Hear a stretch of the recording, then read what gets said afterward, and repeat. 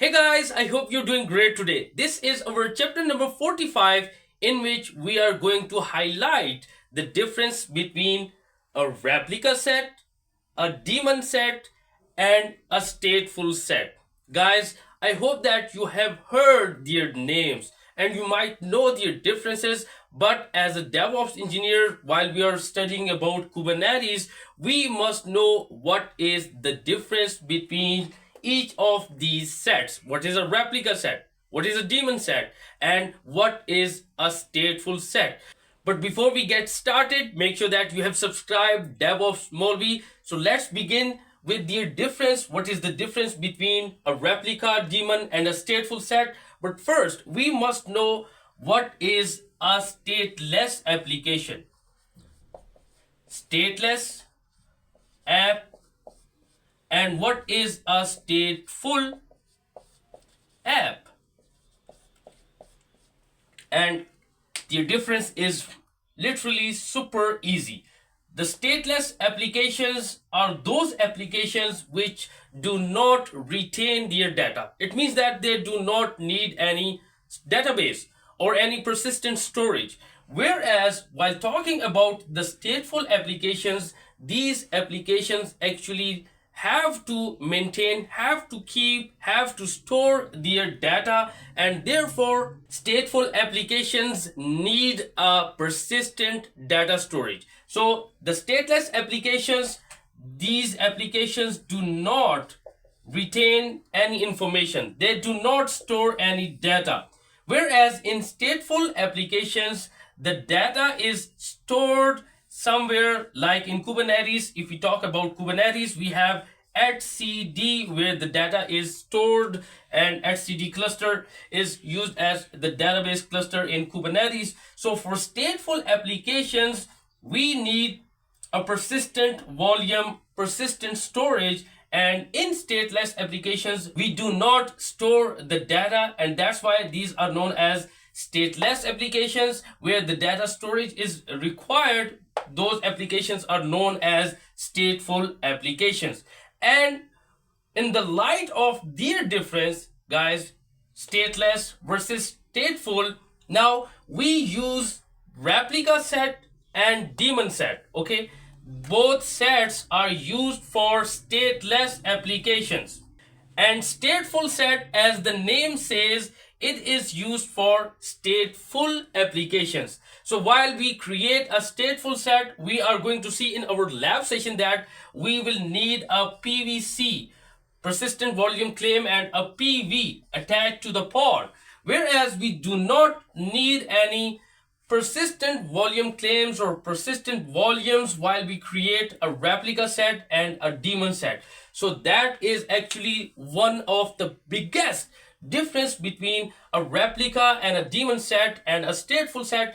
These two sets do not need any data storage solution, okay, or they do not need any persistent storage, because they are mostly used for stateless applications, and stateless applications do not retain their data.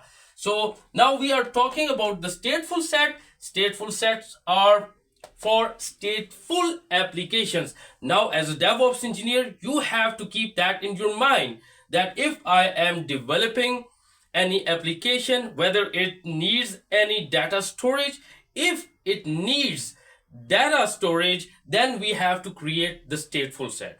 And if this application is just logging and for notifications, then we do not need any data storage, so we can use replica set or daemon set. Now there is also a difference between a replica and a daemon set that we are going to talk in this lecture. But first, I would like to highlight the key difference between stateless and stateful applications. Replica set and daemon sets are used for stateless applications, and stateful set, as the name says, it is mostly used for stateful applications. Stateless applications do not need any data storage, whereas we have to arrange data storage for stateful applications. Now, proceeding further, I hope that you understand the key difference between stateless and stateful applications. Now guys, ReplicaSet, DaemonSet, and StatefulSet. First of all, we also know that these are known as Kubernetes objects.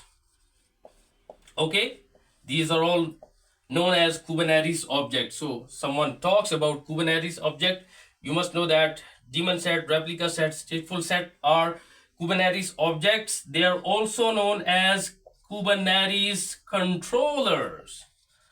Okay, these are also controllers because they control how we deploy our pods, because the strategy in each of these set is different. And also these are known as Kubernetes workloads types. So these are also known as Kubernetes objects or controllers or workload types. Now we are going to discuss what is a replica set. Replica means a copy. This is the simplest definition of a replica. For instance, if I have this box, the replica would be the same box. And if we have 3 replicas, it means that we are going to have 3 same boxes.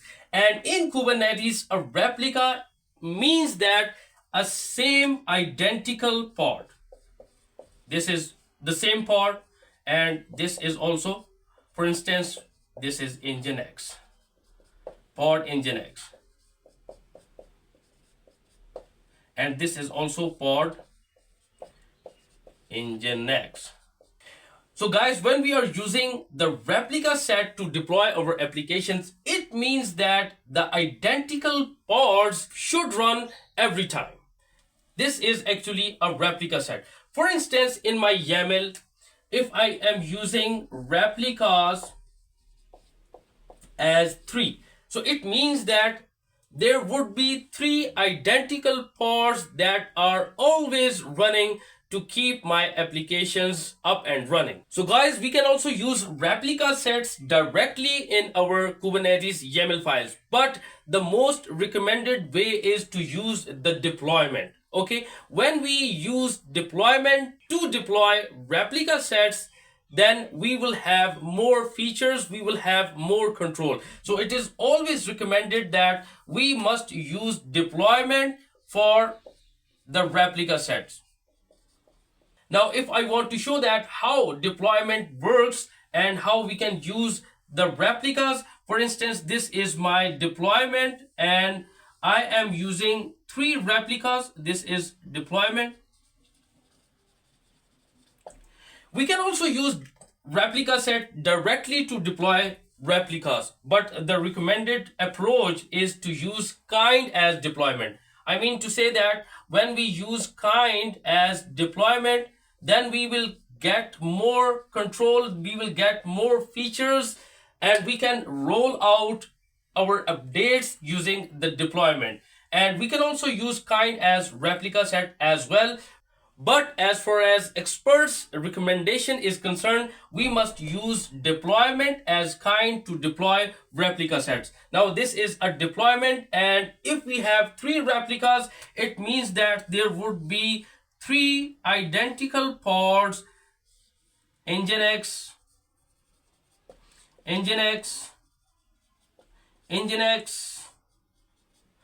that are always running. And for instance, if I delete any of these pods, a new pod will be created automatically. Now this is actually a replica set, and there is no persistent volume claim or persistent volumes are involved or used in any replica set. So a replica set ensures that identical pods are always running on the worker nodes. And why I have used the example of Nginx, because replica sets are mostly recommended for stateless applications like web applications. Our web applications are stateless applications, and also we can use for stateless RESTful APIs as well. And guys, also replica sets are a best solution for upscaling or downscaling our applications depending on the load. For instance, if I need more pods, I can simply create more replicas. I can simply upgrade the number of replicas, and I can roll out the deployment again so that we will have more replicas created in that deployment. And when there is no peak time or our applications do not need additional pods, then we can also downscale our replicas and we can roll out the deployment again, and we will have only those pods running that can handle our application's workload. Now guys, talking about the daemon sets are also used for stateless applications. The difference between a replica set and a daemon set is that a daemon set always ensures that at least one pod should run on each worker node. For instance, if I have this is my Kubernetes cluster and I have 3 worker nodes. Okay, so this is my node 1, worker node 1, and this is my worker node 2, and this is worker node 3. So it means that when I use daemon set, there would be one pod, a copy of a pod will always run on each worker node when we use daemon set. So that is actually the simplest overview of a daemon set. A daemon set ensures that one pod should run on each worker node, and daemon sets are perfect for logging, monitoring, and also for security.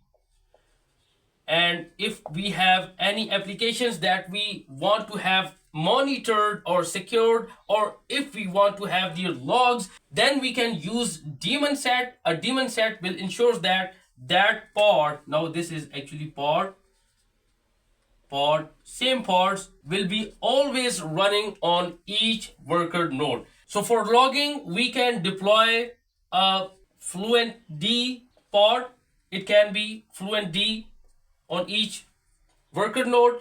For monitoring, we can deploy Prometheus, and for security, we can also deploy any security agent. So a daemon set will ensure that this pod should run on each worker node. If I'm using this for monitoring, so there would be a Prometheus pod running on each worker node. So that's why we use daemon sets for log collection, for monitoring, or for our security of the worker nodes. So finally guys, talking about the stateful sets are for those applications that need persistent storage. So if I'm using a stateful set, it means that I will have, for instance, this is my stateful set, this is pod 1, and this is pod 2, and this is pod 3. So each pod will need a persistent volume claim, PVC, and this also needs a PVC, and also for pod 3 a PVC, and there would be a persistent volume PV would be attached to each pod. And if you have watched my previous lecture on YAML, we have used StatefulSet, and we saw that we used StatefulSet to deploy our Elasticsearch cluster, and we used persistent volume claims for persistent data storage. So that is actually a stateful set. A stateful set is for stateful applications, for those applications that need a persistent volume. Just like we have used persistent volumes in Docker as well, we can use persistent volume claims in Kubernetes using stateful set. So a stateful set would be used, and each pod will get a persistent volume attached to it, and the data is going to be stored in these persistent volumes. So it means that if you are using any applications that is using MySQL or MongoDB, then we can use stateful sets to deploy our applications, and each stateful set will ensure that a persistent volume is attached to each pod. So guys, I hope that now you understand the key difference between a replica set, a daemon set, and a stateful set. A replica set ensures that identical number of pods are running at every time. If I'm using replicas as 3 or 2, it means that there would be 3 pods that are always running on my worker nodes. As far as daemon set is concerned, it ensures that one pod should run on each worker node, and it is best for log collection, for monitoring like Prometheus, and for also if we have any security agents. So a daemon set will ensure that each pod is running on each worker node. And for our stateful applications that need persistent data storage, we can use StatefulSet, and each pod will get a dedicated persistent volumes attached to it for data storage. And if we have applications that are using MySQL or MongoDB for data storage, then StatefulSet is the best solution. Alright guys, now let's check out the difference between replica, daemon, and StatefulSet in our lab session. Alright guys, this is my Kubernetes by DevOps Molvi repository. So I have told you that I will share this repository link in the description of each Kubernetes video. So far we have discussed everything about Kubernetes. We learned a lot of concepts, and I have been posting the YAML files. I have been uploading the data regarding Kubernetes cluster, how to install Minikube, Kubernetes kube control commands. So you can take the fork of this repository and you can save it, so that whenever you want to know about anything, I have shared it on my Kubernetes by DevOps Molvi repository. The Kubernetes lectures that we have covered so far, I have shared everything about it on this repository. Okay, so there is the Google Docs, we have Google Docs as well, and Kubernetes, and also the YouTube video links. So guys, now I have opened my Minikube cluster. If you want to know how to install a Minikube cluster, I have this guide here as well, so you can use it, and it's simple how to install Minikube, simple thing to do. And now I have these 3 YAML files. Okay, I will share them with you on my GitHub repository. So first of all is replica web.yaml. Now this is for creating replica sets, and if I open it, you can see that the kind is deployment. I can use kind as replica set, and the name is Nginx deployment of that deployment, and we have 2 replicas and we are using Nginx. So as I told you that replica set is best for using web applications, so I have used Nginx as the image, and it is running on port 80. So this is a simple YAML file, and you can just run kube control, apply -f, and your YAML file. So now kube control get deployments.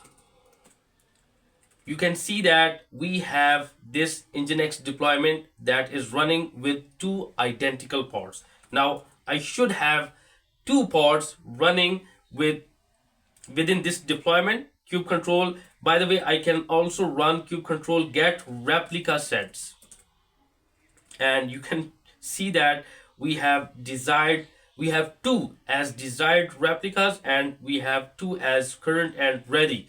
So kube control get pods, and we have these Nginx deployment. We have these 2 pods that are running, and for instance, if I have to upscale my replica set, I can simply go into the deployment and I will have replicas as 3, and I will save it, kube control apply -f, so that our changes should reflect, and replica.yaml.